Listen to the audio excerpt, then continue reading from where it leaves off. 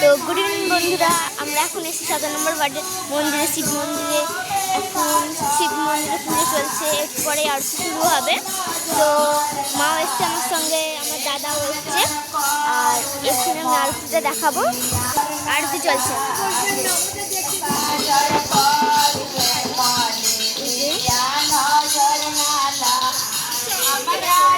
এখানে আমরা শ্রাবণ মাসে প্রত্যেক দিনই আসি সোমবারে।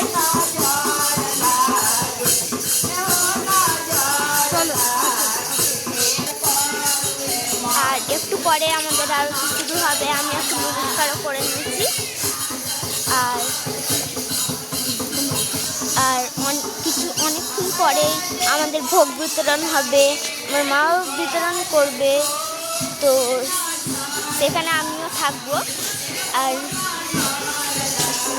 আর আমার নাম হলো অঙ্কিতা, মায়ের হলো জয় রায়।